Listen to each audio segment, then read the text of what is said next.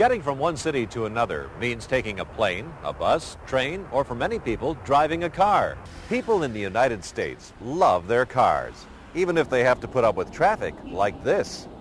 Many families have 2 or more cars. The history of the United States is in part a history of changes in transportation. First, the building of railroads across the country, then the building of giant freeways, and finally, the development of other forms of transportation, such as airplanes. I'm Mike Sullivan, and today we're going to look at some of these forms of transportation and how they've changed in the last 100 years.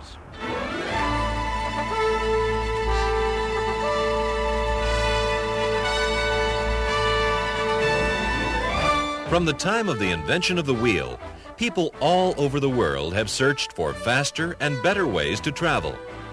But it wasn't until about 100 years ago that machines began to go faster than horses. By 1900, many steam-powered trains carried people at speeds of more than 100 miles an hour. The first automobiles appeared on the streets, and a few brave inventors actually tried to fly.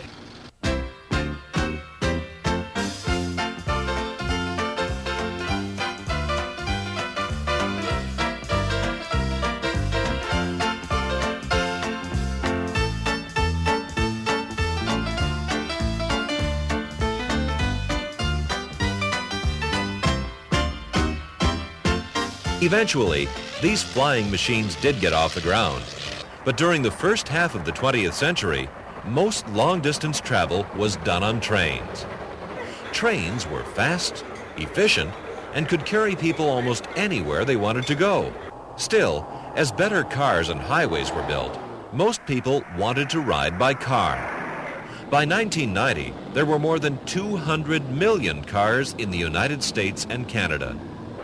Of course, for longer distance, flying by jet plane was much faster. People used to travel much more by train than they do now, and now people are saying that more trains will solve many of our transportation problems. In countries like Japan, France, and Germany, modern high-speed trains provide fast, clean, and comfortable transportation for thousands of travelers every day. Between some European cities, more people now travel by high-speed train than by airplane or car. In addition to the advantages of speed and comfort, trains can take you right to the city center. If you take a train from the airport, you don't have to fight traffic for an hour or more to get to the city. In the United States, there are still no high-speed trains.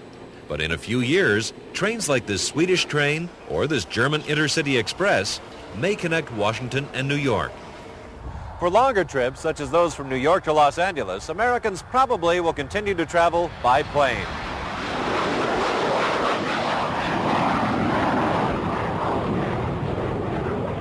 And some people say super jumbo jets like this one will carry as many as 800 people.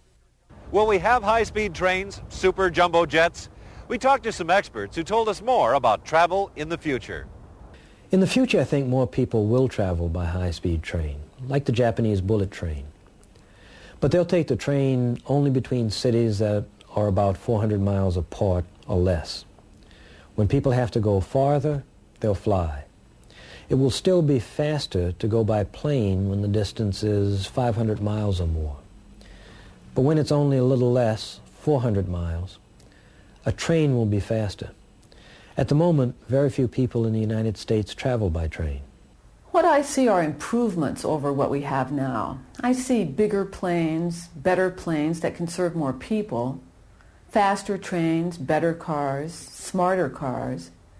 But I don't really see a major new invention. There is another option, though, that people will have. We call it telecommuting. People won't go anywhere. They'll stay at home. They'll have a computer, a fax machine, a telephone, and they'll do their work from home. They'll never have to go out or worry about getting to work. I think we'll have something called a personal rapid transit system. People will travel in cars that run on tracks like a train. These cars will hold 1 to 3 people, and they'll travel nonstop to their destination. Imagine your own private train that never gets caught in traffic. That's what personal rapid transit will be. Transportation certainly has come a long way, and As we just heard, the future should bring just as many new surprises. I'm Mike Sullivan. Happy traveling.